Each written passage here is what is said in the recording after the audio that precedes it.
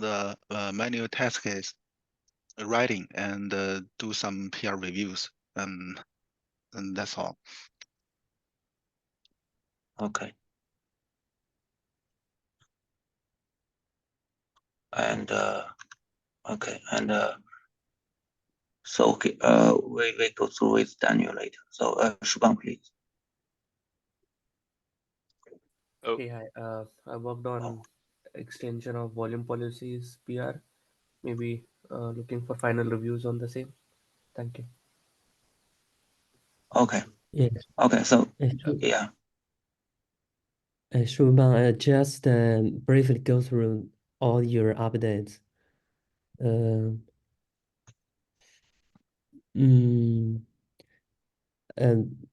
have one question. It's about the situation that if the user have the volume policy that is matched the volumes, and at the same time the user has annotation on the opt-out annotation on the volumes. Does it works for the volume for the annotations opt-out if No. they have? So if they have volume policies associated with it and they have an action matching for that volume, right? Then Yeah. the opt-out mechanism won't be working for them. That was in the design. The volume policies takes precedence, kind of takes priority over the annotations. We only use annotations when there's no matching volume policy. Yeah. If you don't have any matching actions for that volume, then we use the legacy annotations approach to process that volume, or else we won't. I added some links to the question you asked. Maybe that helps. Shubham, that was in the design, I think, pretty clearly, right? Yeah. Yeah, I'll go through the code details later. Okay. Let me know if you have any more questions. Okay. Okay, thanks. And Daniel, please. No, I'm just preparing for the FC, like checking the checklist and writing the manual test, etc. And I want to thanks to Shubham for quickly following up the PRs. No problem. Okay. And Scott, please. Yeah, so I've updated the design enhancement review based on what we discussed last week. I responded to some comments as well. The last comment from Lyndon was actually really helpful because it outlined all of the use cases and kind of pretty much exactly what we were thinking in terms of which cases. If you scroll down to the last one from Lyndon there, let's see, up a bit. Yeah, a little more because it's. Yeah, that one here. Kind of outlining the specific use cases, specifically volume group snapshots and the large number of volumes. So the cases where the parallelism makes a difference. And this is kind of good for identifying which use cases it matters, which ones it doesn't. The other part that was helpful here to sort of respond to is that there's this kind of the specific concerns. And this is kind of the area here where regarding the new backup API, backup item action. And basically, I talked to Sean about this a bit today and Shubham, and we've kind of agreed that actually that first concern about the fallback to if you don't have any all new ones, in my response below, I think we've actually come to agree on your side there. I think we can fall back. The only case where we specifically need to call out in documentation is if you have any situation where you have, if there was a third-party plugin where one pod was related to another pod, that would need to be v3. But that's a use case that we don't handle very well now anyway, because our hooks are for each pod. So if you had two pods that were tied together, with the current Velero 1.14, those hooks are not going to work properly anyway. So I think that's okay for that use case to be a little weird here. Most of the other cases are the V2 plugins where, oh, I need this secret or I need this service account included. That's just backing up item content. So if that was in parallel or in sequence, it wouldn't matter. So I think we've kind of come to agree that it's okay to basically only take into account the V3 plugins for identifying the associations that need to go together, which means, for example, internal Velero, we update the pod action and the CSI related plugins.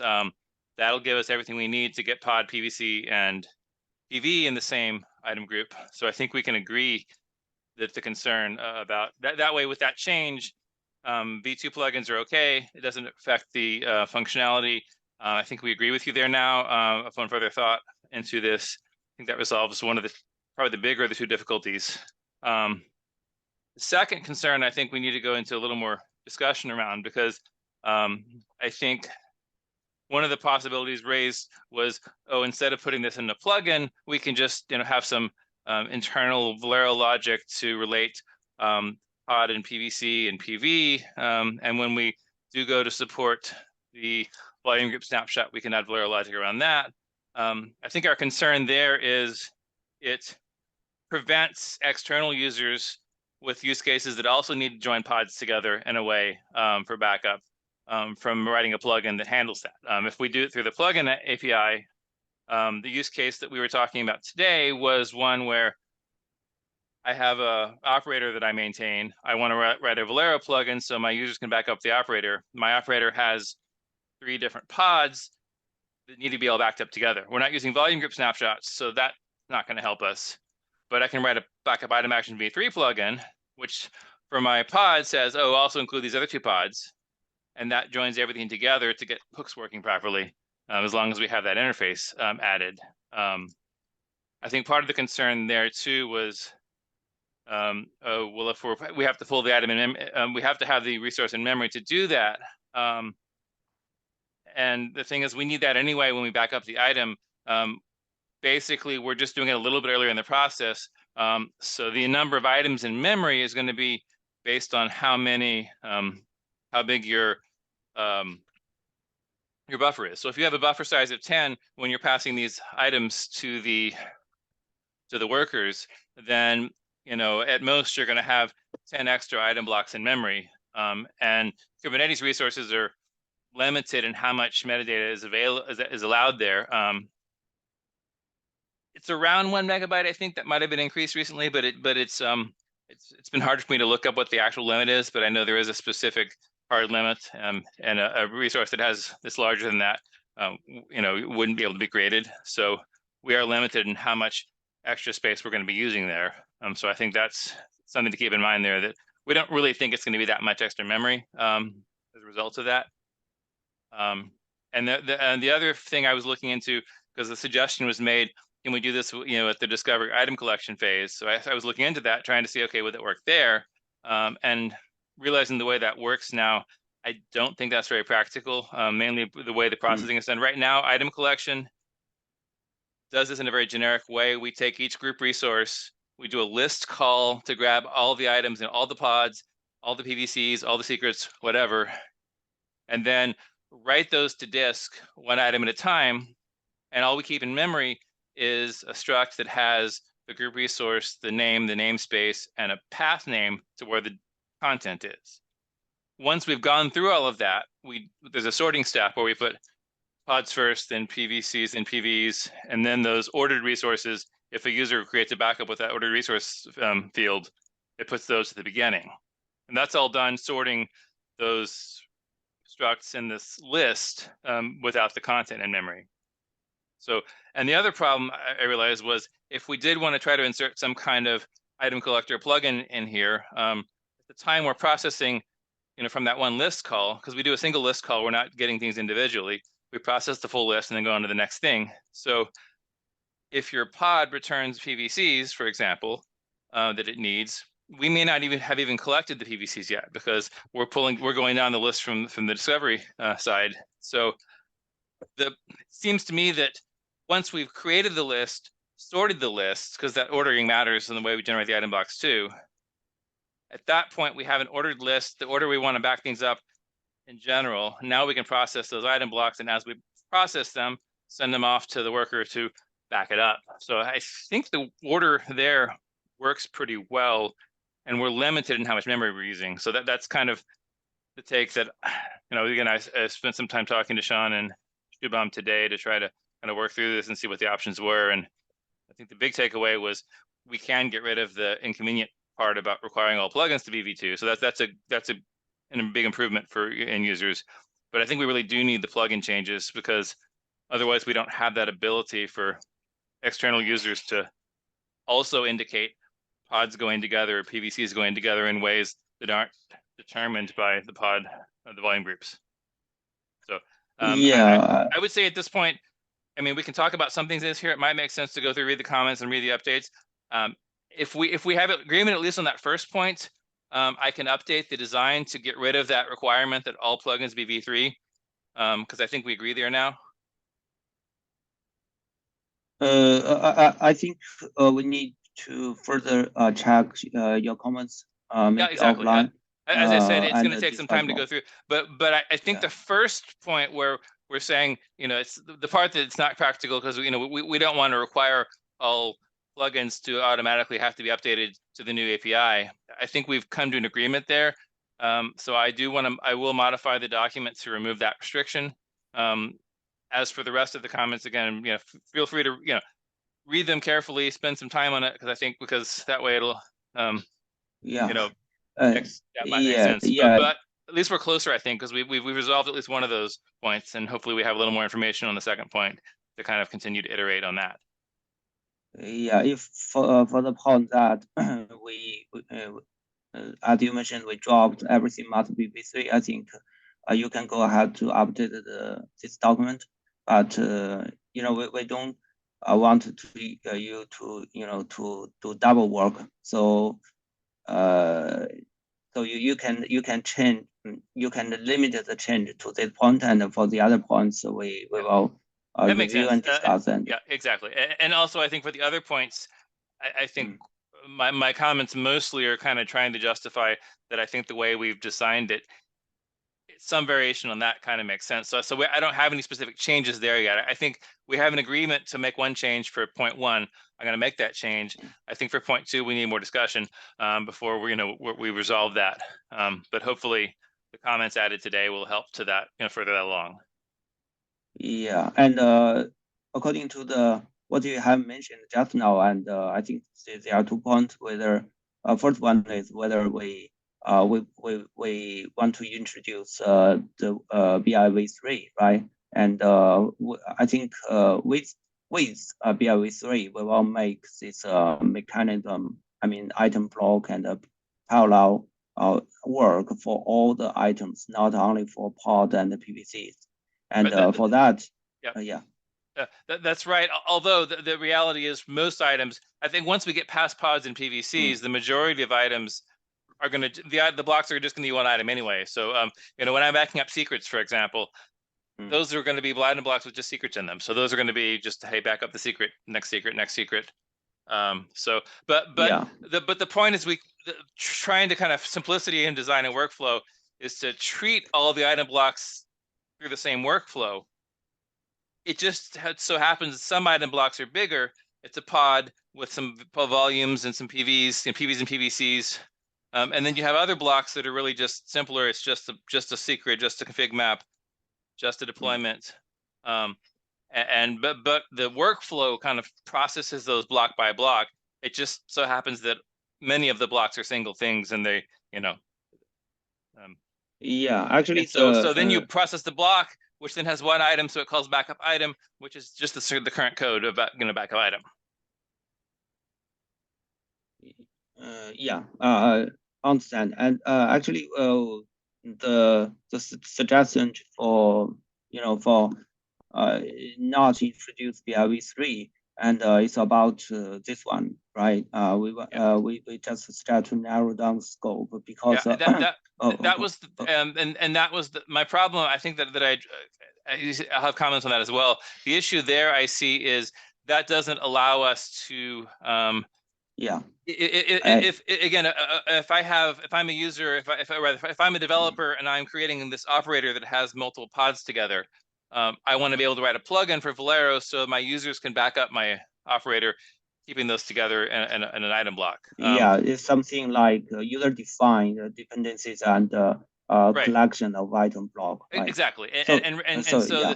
the BIA v3 is right now kind of the way we've kind of envisioned doing that. That is a way for the plugin user to define what those relationships are. And one thing I like about using the plugin approach is it allows internal Velero to use the same logic as user-defined plugins, because for internal Velero, we already have the pod action. In fact, I have an example, the updated version of this document. I'm showing how how we can adapt the pod action to be a v3 plugin. And so basically, that way we can use the existing logic in the pod action where it looks up the PVC from the pod metadata, returns that value. Yeah. We're just calling that in a different place. So that way we can use that same logic for the internal stuff, pod, PVC, PV, and eventually volume groups that we use for end users that can write their own logic. So we kind of stick it in the same place. So the workflow, the Velero workflow doesn't have to make a special case for internal and user-defined stuff. I think this requirement is a valid requirement, but for now, for the cases we have listed, actually for now we don't require that. So here, the suggested idea is something like we keep the bone of this design, like the item blocks and parallel work groups and buffer channel. But we don't implement it for all the internal items. We just implement it for pods and other well-known objects related to volume. And we don't even implement or introduce the BIV3. But if someday we have that requirement and we have more clear and sophisticated solution for the item for the internal item, which we come back to create a BIV3 and just connect to the existing bone of this requirement, this design. And I think that will not lose any of our effort. Just two phases. The first phase, we don't have BIV3, and but we have all other things in this design, and we just apply it for pods and other well-known resources. And later, when we have further requirements and when we have more sophisticated idea, we just come back to introduce BIV3. I think that is for the suggestion, because as you know, currently, even though we have the ability, or we introduce BIV3 to have the ability to collect the internal resources to item blocks, I'm afraid we cannot solve the number one, right? Solve the problem number one. So ordinarily that also introduce too many breaks, like this get additional item, like it will make break changes to the existing backup workflow, because everything will be need to go through this get.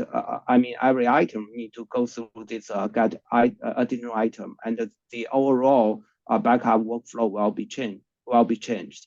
So we maybe we can make our scope or step small. First step smaller, and something like that. I actually think that what you're describing would be more complicated in the workflow, because what you're saying is we now need two different paths to go through, that we have to say, okay, for pods do this, for other things do that. And the nice thing about the plugin approach is we can just make one workflow change and follow the same workflow for everything, which is a much simpler code flow, because everything goes through that same flow. And then the other advantage of that is then when we do when a plugin author says, hey, I want to group these pods together, they can do that with no changes to Velero. Whereas if we don't implement the plugin now, that means they're not going to be able to get the changes to Velero, their plugin, until then a release comes later. And see, with the plugin approach, we don't really have to take their specific requirements into account. We just know the requirement is user can define, item A needs item B. The plugin has an API for that. So now if a user writes a plugin after Velero 1.15 or 1.16 or whatever this is implemented comes out, it's already done. They don't need more Velero changes. And if we were to write this kind of hard-coded approach of custom logic in the workflow, that adds this custom logic in the workflow instead of keeping it in pod action, where it is today. And then when we add the plugin later, now we have two completely different ways to make dependencies, and that again makes for a much more complicated workflow. Whereas if we just have a plugin now, single call to make that works for the internal stuff, the external stuff, one flow for everything. Here I have a question. When you say a user trying to back up an operator and try to use the concept of item block where they want to back up pods together.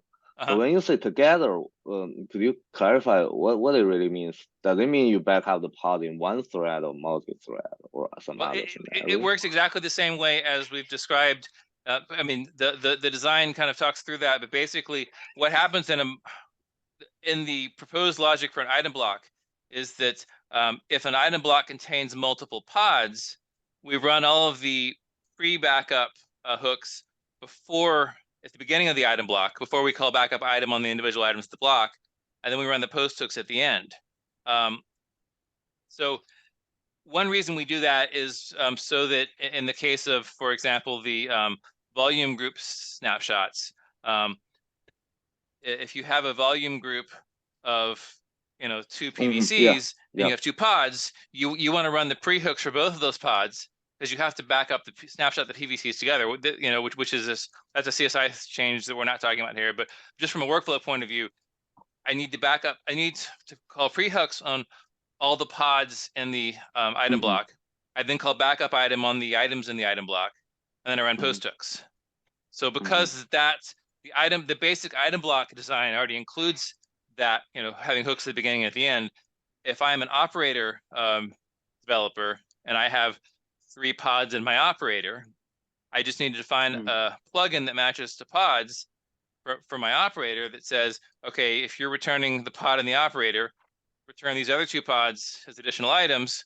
And so then those get built into the item block. And so now my item block has all 3 pods for my operator. So I run the pre-hooks, back up the pods and all their PVCs. The PVC connection to pods is just the basic pod action that we already have in Velero. So anytime we back up a pod, the internal pod action returns the PVCs. So all my custom plugin has to do is identify which pods go together and return those pods as additional items. And using the API that we've defined in the V3 here.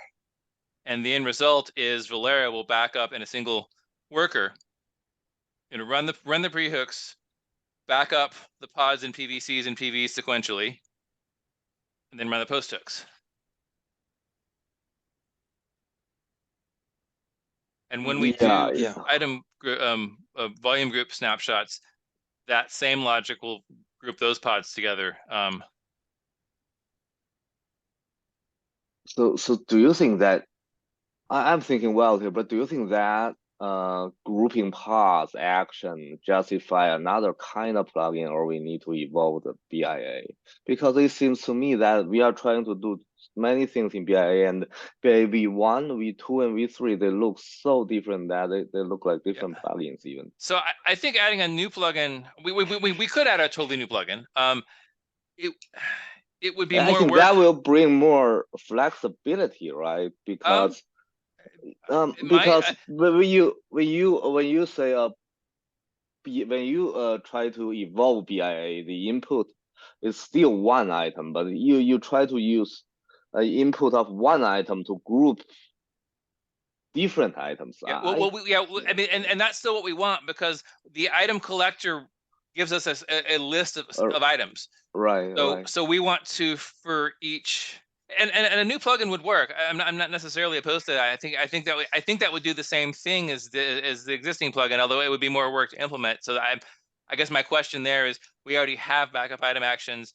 that are already matching. And we're, creating a V3 means, copying some files over, adding some methods. And for end users, it means just adding a new function. We could, as I said, create an entirely different kind of, item block action or something.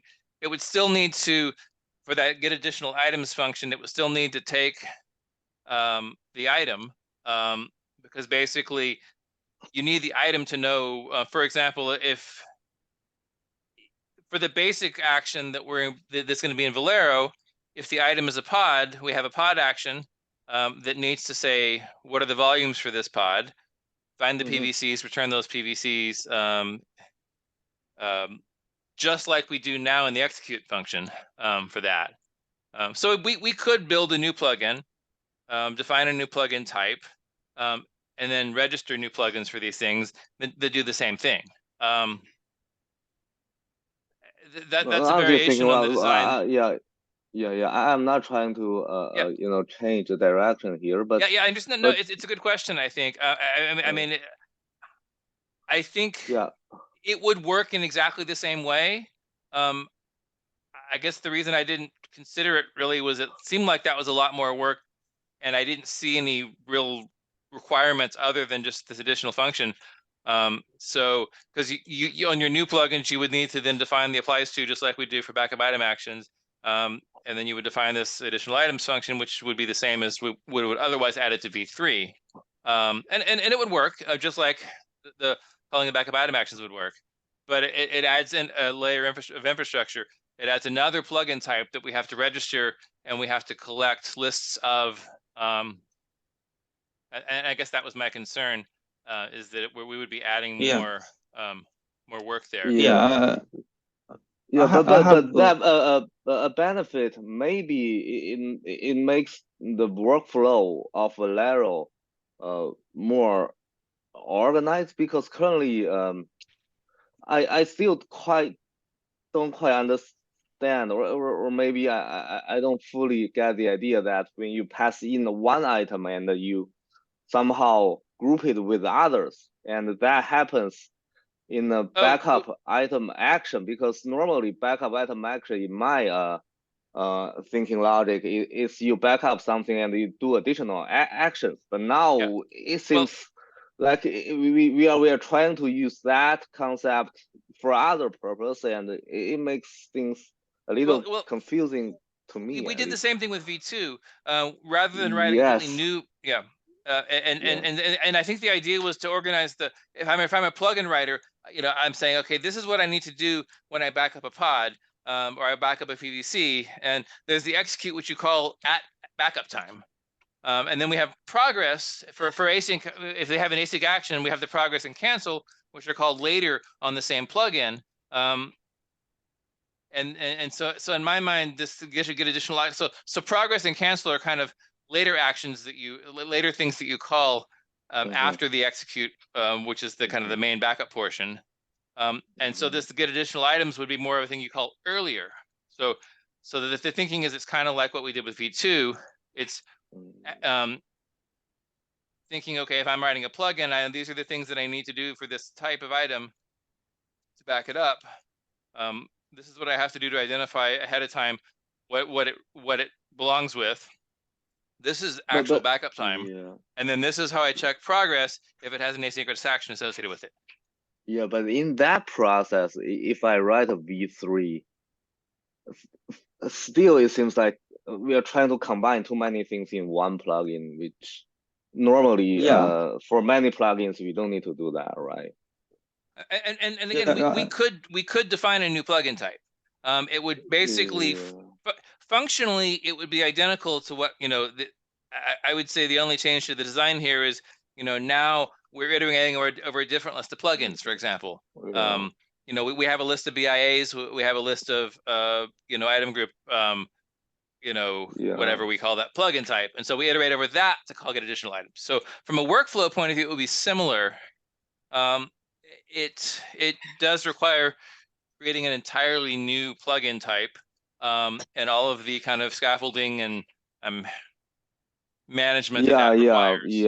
There's some overhead to introduce a new type of plugin, but I think the concept is slightly, more clear, right? But it's just my thought at this moment now, and I'm and curious. I also I was gonna say, I also think go ahead. Sorry. I also think uh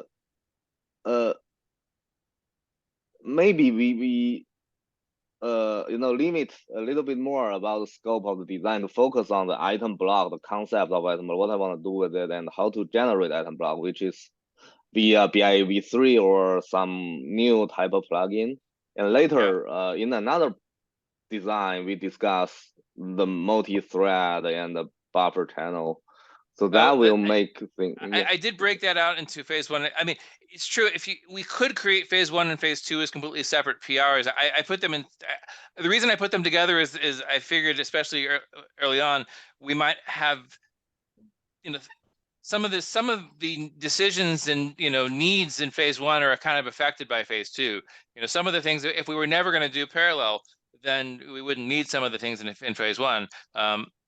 It might be clear enough because what I did break everything up in the document separate. So phase one is purely plugin API changes, item block concepts, and the workflow to support that. Phase two is take that inline call to backup item block and pass it down in a channel, get the response, and so that's all the multi-threaded work. So that is separated right now. I don't know that it helps us to break it into separate PRs just because some of our Okay, so the benefit for that is we currently focusing on phase one actually, but maybe we have more disagreement in phase two. So that kind of block, merging the design if we try to put too many things in one PR. That's the reason. Maybe we can, briefly talk about phase two, but phase two is just to support phase one, but we need another design for phase two to discuss more details. Yeah, I mean, right now, I think more of the disagreements are around phase one, just because we've been talking more about phase one. Yes. But phase two is at the moment at the same level of detail. So if there's, I'm not sure what else is missing there. Again. Here, I have a similar feeling. Like, look like we can solve many of the problem we are talking about with the BIV3. But actually, if we don't do that, we have other separate way to do that. So we are not confident whether we use the BIV3 to solve all the problems. So here, why don't we switch the phases? Like first, in the first phase, we just implement the fundamental things like item block and work items. And but in the first phase, we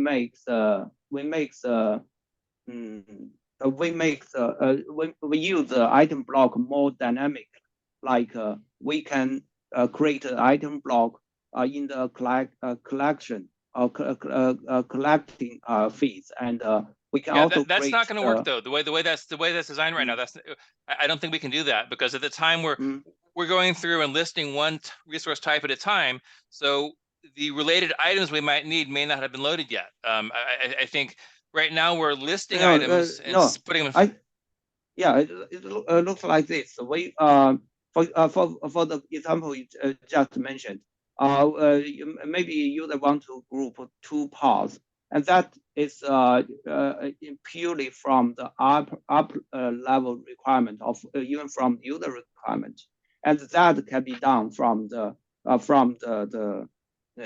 collection fees. Like, but that group also has to have PVCs in it. We already know that we don't need PVC. Okay, we do because otherwise the PVC is not backed up with the item, and then the hooks don't work. So we create that item block, but we delay to use that, and we have all the items.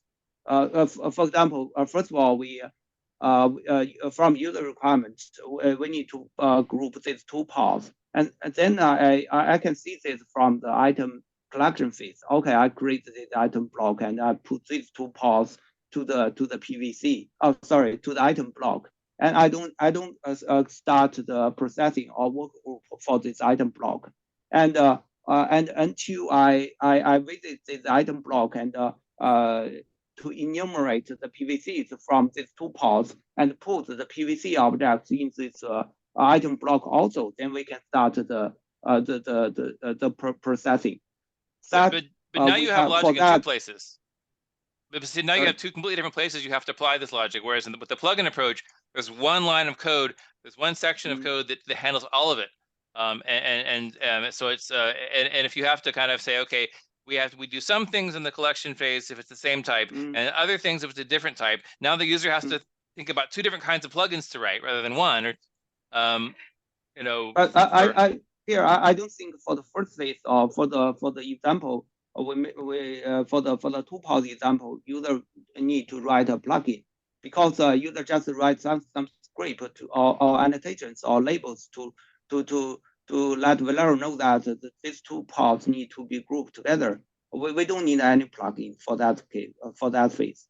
And then for the second phase, I don't know. We may need a plugin, or may we may not. I don't know. But basically speaking, if we only focus on the pods and the PVCs, this is possible, and that will not require BRV3, and that will make the things more flexible, because the thing here we have talked a lot is the get additional items will require to interpret every item. I mean every resource. I mean the content of the resource. And that is more like a backup process, that is more like we have backup the item twice, and that is something we don't have confidence. Whether it's right or wrong, we don't know. So we're not actually backing up twice. We're pulling it out a little bit earlier because we need that data anyway, and then we're just putting it into the channel. So it's still, you know, it's not like we're having to load the file twice. We're just loading it a little bit earlier. I guess my biggest concern with that approach, though, is if we're going to implement all this logic kind of in a hard-coded way for this base use case, and then we later add the item action, now we're having to refactor all that again. We're doing twice as much work. If we just figure out the interface we want now and implement it, then we can just write this the first time using that interface. I think the workflow will be a lot easier to follow. It'll be in one place. And we're already there with users can then group things properly. I also don't think the requiring end users to annotate their pods meets the use case that we outlined, because the use case here is if I have if I have an existing operator, then as the operator, as a user of the operator, I can write a plugin that knows how to group things for the operator to back up properly. Then the end user doesn't have to do anything but install the plugin. Otherwise, they have to annotate their pods, and they have to tell Velero, because that's not something an end user necessarily is going to know. An end user just says, I want my application to back up. It's the person responsible for the Velero plugin that knows what goes together, what the dependencies are, writes the plugin, gets that installed in Velero. Then the application can be backed up. But when you say the operator case, is that something you see from the Red Hat user that they want to group things together, or is just an imaginary scenario? Well, I mean, operators is one of those areas where it's a challenge to back up with Velero because of these kinds of things, and this would make it a lot easier to implement that. I mean, I don't have the use case that says I know exactly, operator X is here and this needs it, but it's a general kind of need. It's very, and because the use case is so similar to the volume group side, where again we have the same need for anytime you have multiple pods that need to be backed up together, we need to do the same things. So I think it's a case of solving the problem in one at once, rather than having to solve several problems and string them together and eventually have to refactor it all to make it intelligible and use I think the scenario makes sense to me that you see a CR and maybe you want to collect several items based on that CR, but whether should that be in a item blocks or not, I'm not very sure. The one that's a case I know, trend. the biggest case I know we need item blocks is anytime you need to have multiple pods grouped together, then we have to have item blocks. And the internal use case for that is the volume groups, but the external third-party plugin use case for that is something like operators.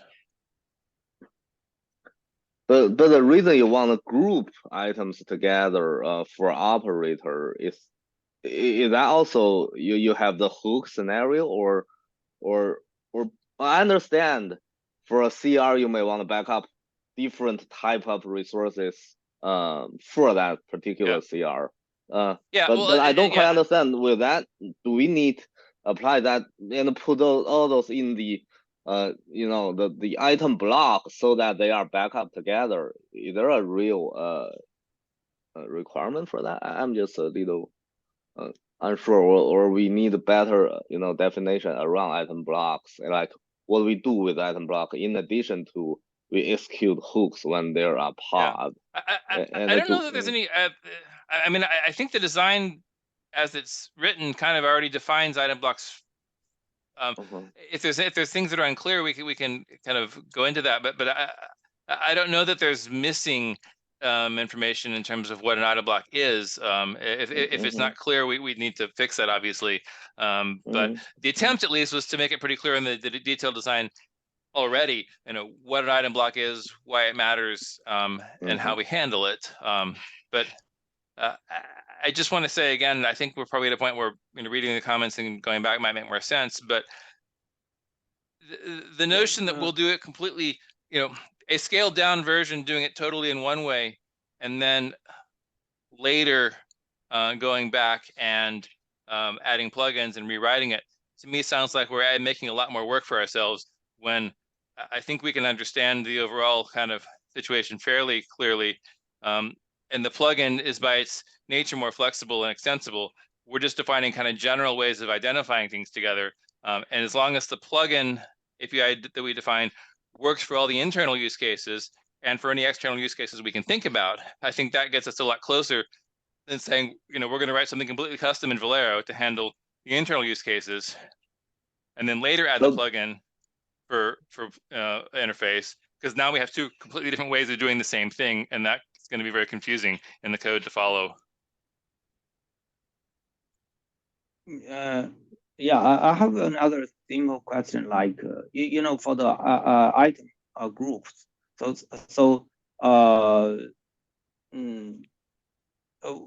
Originally they are all from user requirements. Like so the user requirement should be very simple. I want these two or these three items to be together, but some can be directly from user requirements. Like I want to have these two pods to be backed up together, but some are deduced from the requirement. For example, I want to these three volumes to be snapshot and back up together. So we need to deduce the pod and deduce the PVC. So I think in this way, for the first requirement, for the first case, we don't need a BIA, because user can just annotate or labeling the two item, or use any user configuration, script configuration, to say that I want to group it together. And for the things that we need to deduce, we need a BIA, right? So I think whether or not we have BIA3 finally, I think at least we need to separate these two cases and consider them separately. I mean, we already have several of the second case internally, even which we can definitely, which the BIA v3 as defined in the design would handle, and that's for the pods and the PVCs and the volumes. And even if it wasn't BIA v3, as Jen was suggesting, if we wanted to create a completely different plugin that basically did the same thing as the BIA v3 edition, but in a separate plugin, that would also do the same thing, just in a different way. I just think it's a mistake to try to write completely custom logic with all these if cases around, do one thing for pods and one thing for PVCs, and when we can just put all that in the plugin, and then the backup logic doesn't have to include any of that. Yeah, that may make sense. But if we choose the way to create a new plugin type, I'm thinking we first, if we try to strip that out of BIA, and if you look from the perspective of Valero's backup workflow, like we have the item collector, maybe we have some item grouper phase, then we have the item backup phase. If we say Yeah, well, in that that's way, yeah. I mean, that's sort of what the design is doing, but there is one difference. The reason we don't group everything because we have the output of the item collector, and right now in current Velero 1.14, item collector runs. We get a list of items, and then from there we just iterate through one by one, backup item, backup item, backup item in order. So the intent is we need to group these items. We need something in between item collector and backup item. yeah, The problem with just going through the entire item list from beginning to end, because that is one way of doing it, is you do that first. And when you're done with that, then you go through and you handle the blocks, is that that requires loading all the items. And the concern there was if we have to load all the items from beginning to end and then go back to the beginning and load them again, that's a lot of extra work. But if we can just load the items, and as soon as we complete an item block, we back that one up, and then go on to the next one, back that one up. Then we don't have a whole bunch of them in memory. And when we add the multi-threading, at most we have a buffer length, maybe it's 5, maybe it's 10.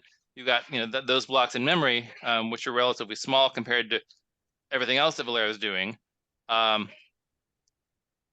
So that was actually, I think, one of our, Sean and I were kind of going through this originally, and we thought, oh, we'll just go through and do all the grouping first, and then go back and back up the blocks. But we realized that's going to be a lot more work and memory intensive, because we have to load everything first for a first pass.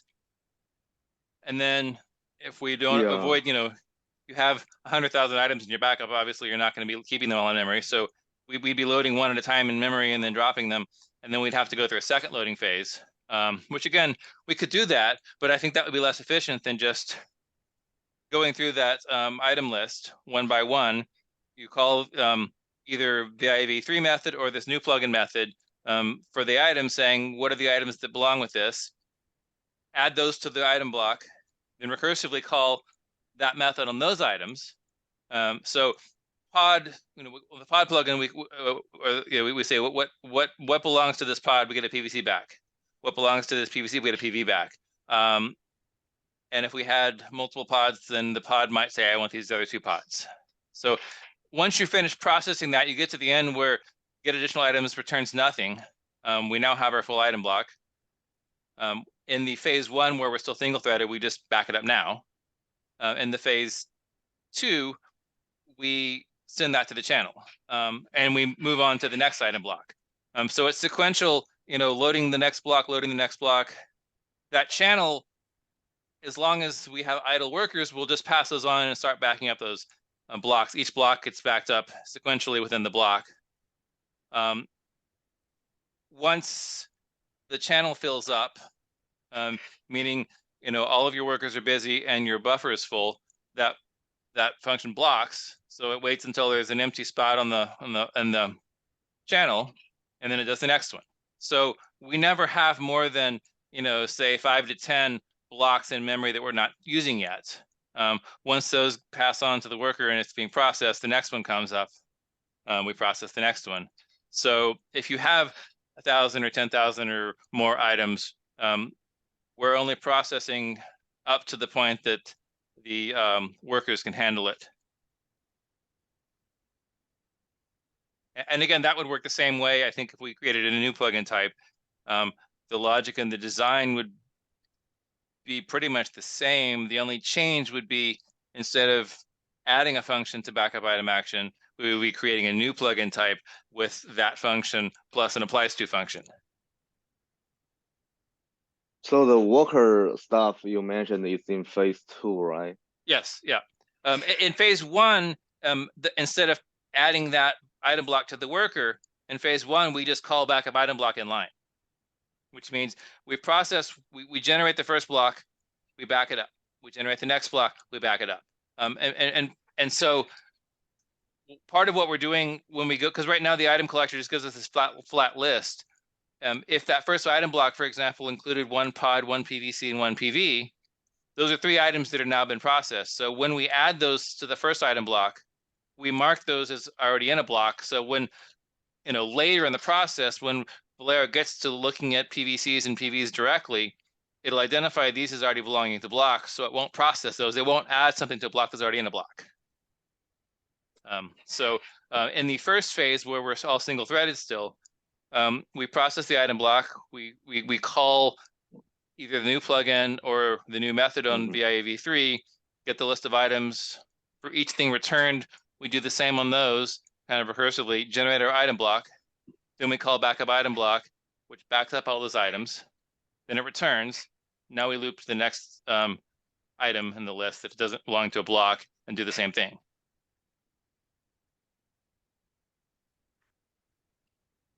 So yeah, so thinking about it, yeah. First, again, I want to suggest, instead of using BIV3, it seems to me a new kind of plugin better justify, or better suits this scenario. Maybe we need to go back and think a little bit more about this. But I want to point out, if you decide to introduce a new kind of plugin, we need to think about the overhead. So then we will come to the question: do we really need a plugin here? So that's I'm not trying to convince. Yeah. But that's something we need to think about. So one area where I think the overhead helps you, the new plugin. So new plugin type versus adding BIV3 is that because right now when we call a plugin, we have a list of plugins. We have to call and say, okay, for this resource, what plugins apply, and then we figure that out. Once we know what applies, then we have a list of plugins to call. If we have a new plugin type, we have to do that twice. Right. On the other hand, there'll be fewer plugins of the new type, which means that processing will be on a shorter list. So that might not be a big difference either way.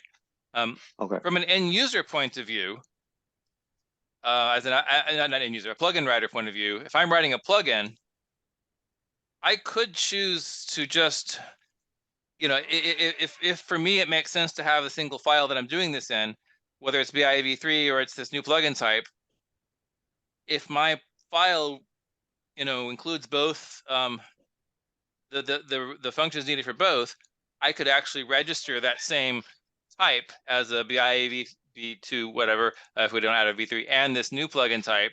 So I think from an end user point of view, plugin writer point of view, I don't know that it matters that much whether it's a new plugin type or existing one. They can choose to use the same file for both, or they could make a separate file. The advantage of using the same package or file, well, no, I guess never mind. Yeah, so from a plugin author point of view, I don't know that it's not a big deal. I think you're right. Yeah. They can do it either way. Yeah.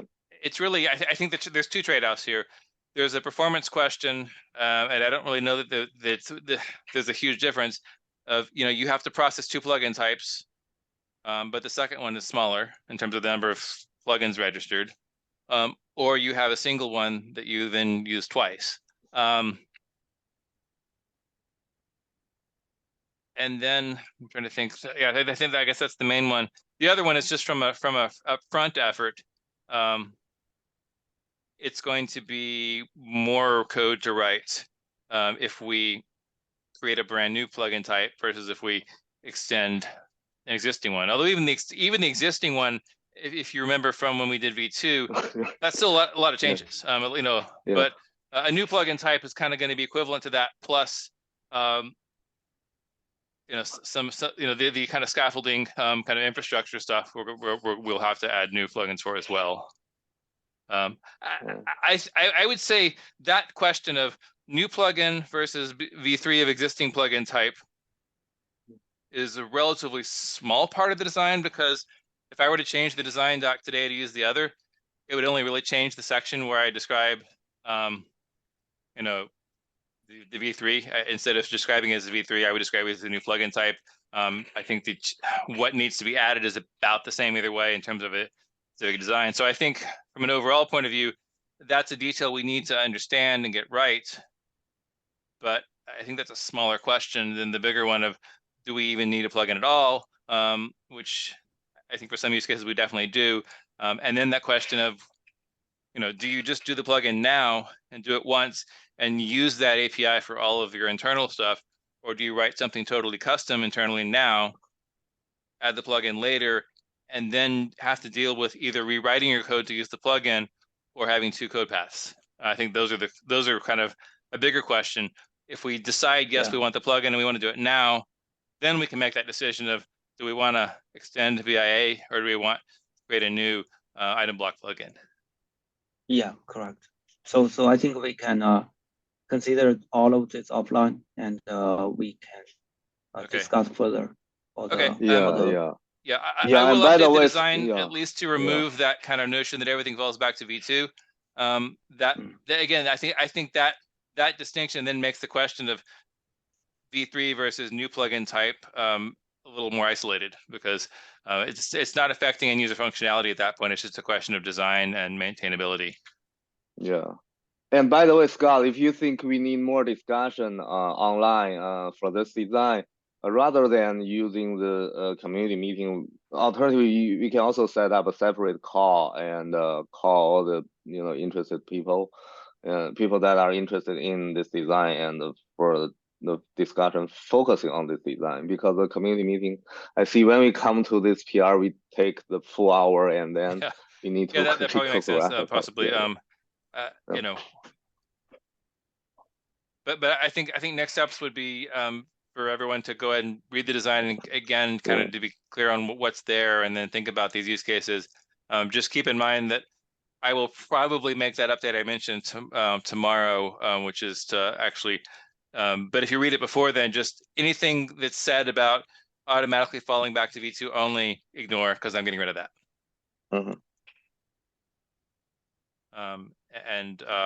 Yeah. Okay. Let's continue to move forward this outline, and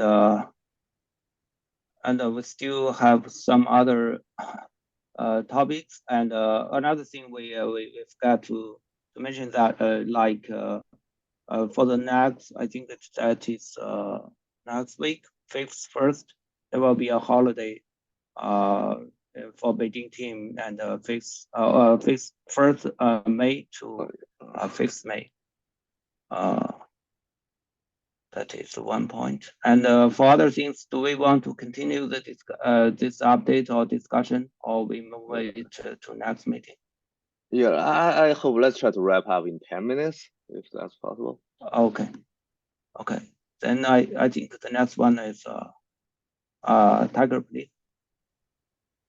Yeah, just noting that I'm researching something for the design, so there's some feedback that I need to do some research on, and it's about the HTTPS CA cert stuff, certificates. Other than that, that's my update. Okay. Yeah. Okay. So we can continue review the design. Yes. Offline. Yeah. And for the discussion topics, so the first one is from Xin, please. First, I created a new HackMD document for the Detonate restore discussion. And second, I want to check whether it is okay to, if we want to implement part of this design in next release, is it okay to start with the in-place way? And because we got some feedback from Pradeep that is preferred. No, we can continue the discussion offline, though. I think generally, we when we are Broadcom Beijing office, we kind of trying to decide, do we want to take the in-place path first or tackle the replace path first? That's need your suggestion. And if there's no strong opinion, we probably will going to take the in-place first, which means the replace we will deprioritize and maybe implement in a few minor releases later.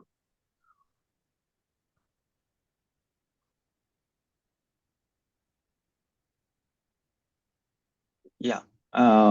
So it looks like we will going to make the decision very soon. So if you have any views or suggestions, just make it out in the channel or in the next meeting. Yeah, and the next one, Daniel, please. Yeah, first one is really quick. It's about an issue by Shubham. I believe we agree we move it out of 1.14, right? Yeah, It's no, about one not retrying the progress. 1.14.1. Yeah. Okay. And the next one is about a problem we are seeing recently. I'm just curious, from Red Hat's perspective, do you hear any requirement from users or internally about, the issue that Velero is not restoring owner reference? So you don't see any of the requirement like this? Because currently we see several operator or controller heavily depend on owner reference to make decision to associate different resources. So we wonder if that justifies some change in Velero, or we may write some plugin somehow to work around the issue. So I'm not sure how do other maintainers see this problem. Yeah, I don't know that I've thought about it specifically. I think that's a situation that may well, again, help that whole operator case we were talking about earlier. I know for the standard things like pods and replica sets and all that, we don't restore the owner references, but then the controller figures that out. But I guess the issue is some controllers aren't able to do that. And yeah, I'm not sure. I know this has come up in the past, but I don't know that it's really been something that's been, persistent in terms of people asking about it. So But currently, I have heard the yeah. question come up before, I guess I'm saying, but I haven't seen it recently. So currently, whenever or in case a user come to you saying, hey, Velero is not restoring owner reference and it breaks my use case, your suggestion is you need to restore the owner reference in your controller. Is that the case? Because normally that happens in the CR scenario. Yeah, no, I'm not so much saying that I'm just saying that in a lot of cases, the controllers can handle that themselves. Just again, that's the standard Velero use case. If I restore a deployment and a pod, and the pod, we don't restore the owner references, but the deployment can figure it out from labels and all that, and so that just works. But I guess there are some other controllers where without those owner references, it doesn't have a way of regenerating them. And then it sounds like the question is, do we want Velero to do that? And it's been a while since I looked into that. I guess I can't remember whether it's Velero explicitly removing those, or is this something where? Yeah. The reason is that you need a UID and there is an ordering issue in Velero. But I won't go into details. But I believe currently the Red Hat customer or users are also using Velero to back up and restore some workload that is heavily depending on the CR or operator, right? These are real use case for Red Hat users, right? I mean, they use Velero to back up and restore CRs. Yeah, we definitely use it for CRs, and controllers operators is one of those areas where we'd like to support it better, but some of these issues, like owner reference, I think make that more challenging. So yes, it's a real issue. I think it's something worth talking about. I don't know that I have a clear idea of what I think we should be doing or how it should be done. I see. Okay, thank you. Yeah. Thanks, Tiger. I mean, there are users, but generally, I think from my point of view, whenever user challenge me about this gap in Velero, my response is like, you need to handle that in your controller, like the general. I mean the in-tree Kubernetes controller. But sometimes the controller author just don't want to do that. So yeah, this kind of a gap I'm seeing. Thank you. I don't have further comments, Yonghui. Okay. Then Okay, if we don't have any further things, I think we can close or we can finish Yes, the meeting yeah. today. So yeah, so for FC, I think the remaining PR is the one by Shubham. We're gonna focus on that, and we're gonna declare FC hopefully this week. Thank you, guys. Yeah. Okay. Thank you, guys, and see you next time. Yeah. Bye-bye. Thank you all very Bye. much.